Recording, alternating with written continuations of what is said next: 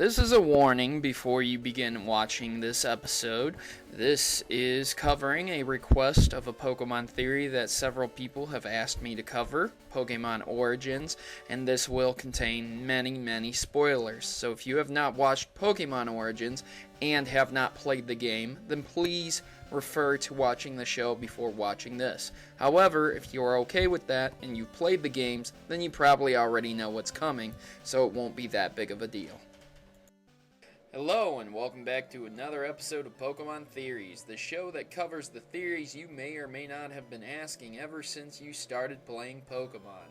This show covers theories such as Red becoming a champion to the Kanto Wars. So if you have a theory burning in your mind, stay tuned and I might just address it.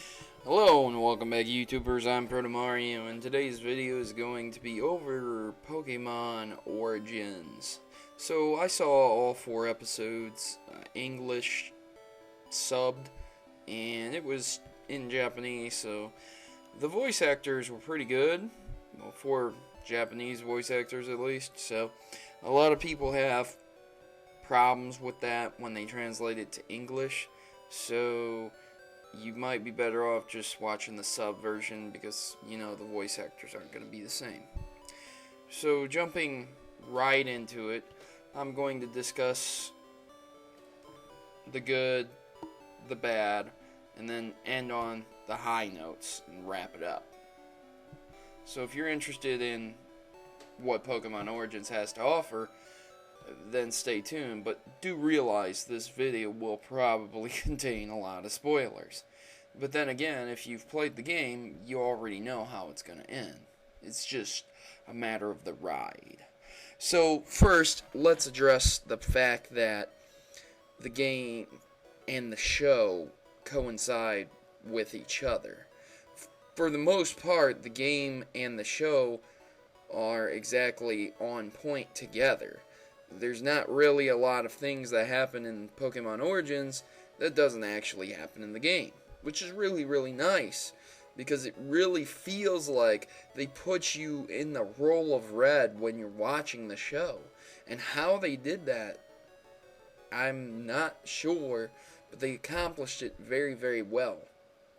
From the beginning when Red chooses Charmander to the fated rival battle, it's really spot on. Unfortunately, a couple things kind of make it not so spot on, but also give it depth instead of making Red a one-dimensional champion who will never lose. Red's battle with his rival first starts off with him losing. Most people never lose their first battle with their rival. It is all based on luck since you're 100% even and no one has the advantage. But in the show, obviously Red's at a disadvantage and his rival's at an advantage. Then he's taken under the wing of Brock and taught how to actually conduct Pokemon battles, which is, again, okay. It's really nice that he does that, but that's never happened in the game. So that's one of the things that kind of is off-putting, but at the same time it adds a lot of depth. And the battles themselves are pretty dang good. I mean, the gym battle between Red and Brock actually is really freaking great. Brock uses Bide, you know, Red can't touch his freaking Onix with his other Pokemon. He has to use Nidoran's double kick because he's got a Charmander.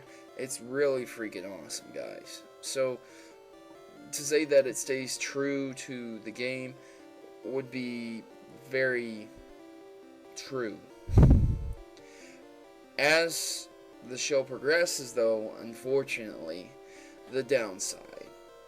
I don't know if you realize this or not, but there's only 4 episodes to Pokemon Origins. So, you might be asking yourself, with 8 gym badges, the Elite Four, and catching the legendaries and all 150 Pokemon, or 151 rather, how do they condense it into 4 episodes? Well, my friend, you see, that's the problem. This show does show how Red catches all 151 Pokemon. He's a madman throwing Pokeballs left and right and catching them. And it does a very good job showing that. I mean, it does. But after a certain episode, it fast forwards time. It's a time lapse. And in fact, when I was watching the show, I wasn't sure if I had missed one or not. And I had to check a couple shows several times to see, oh man, maybe like this is not correct. Because they sum it up. And they sum up a lot.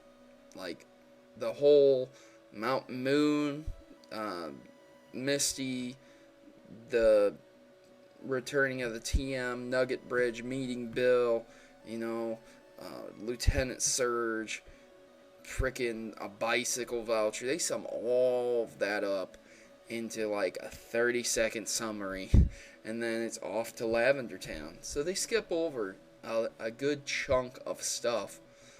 I'm not saying they don't sum it up very well.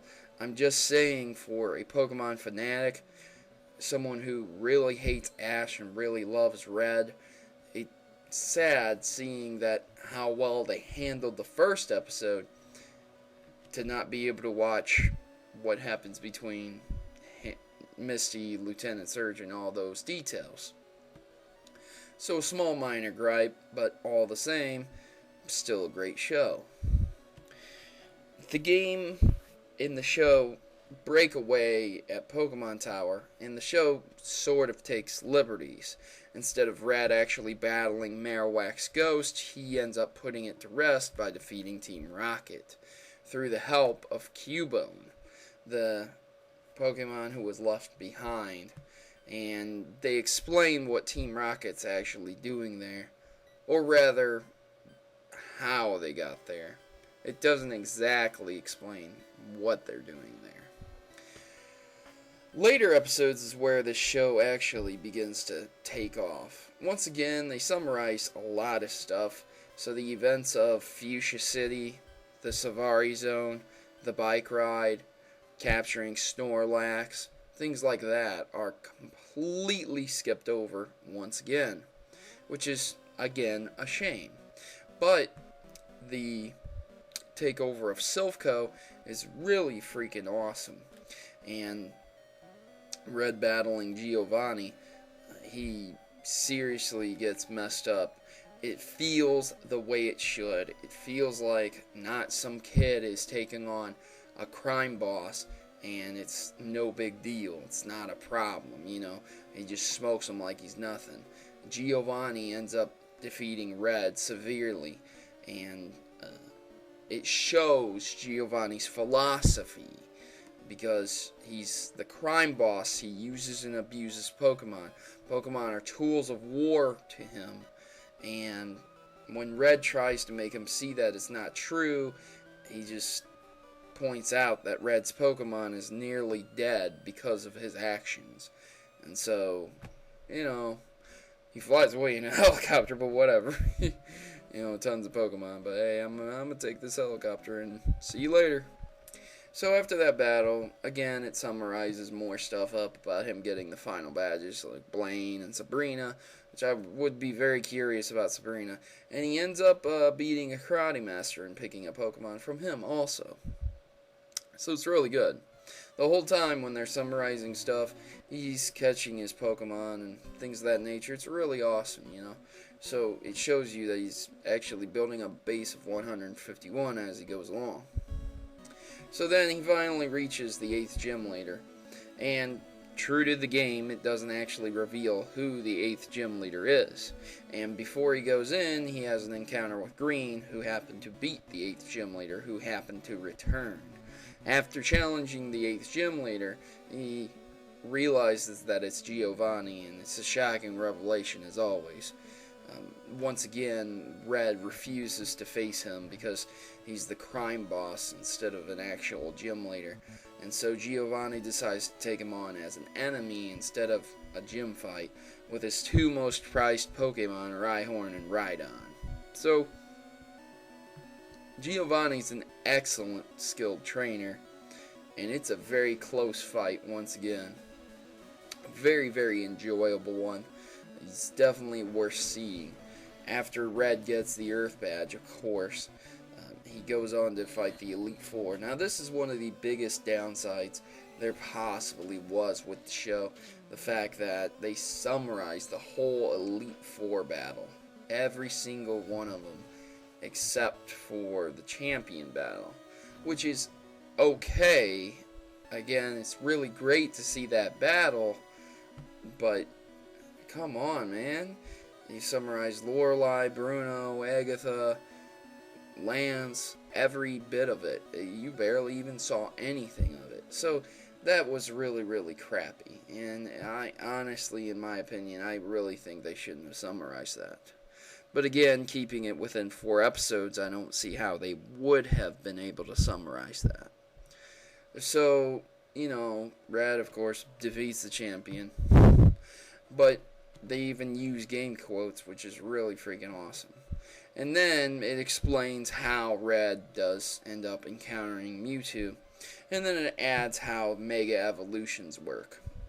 So, you know, taking liberties one more time and things of that nature, Red also, at the end of the series, decides to commit himself to finding Mew and finishing the Pokédex.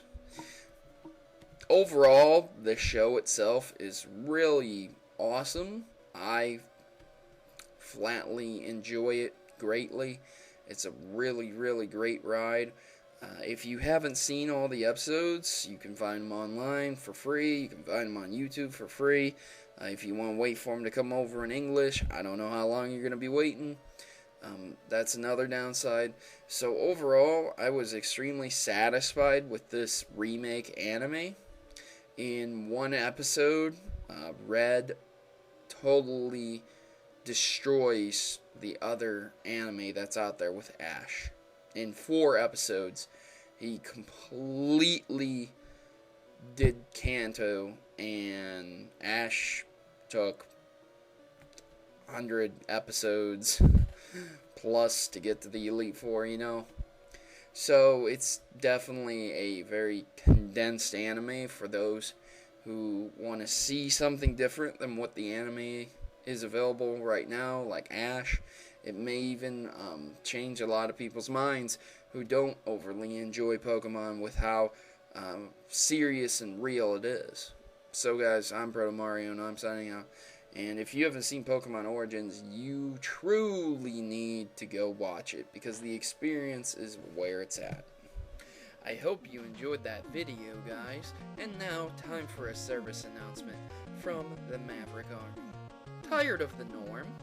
Is it time for a revolution? Join the rebellion and become a Maverick today by subscribing to Protomario. Remember, together, we can create a new world order of gaming. Mavericks unite.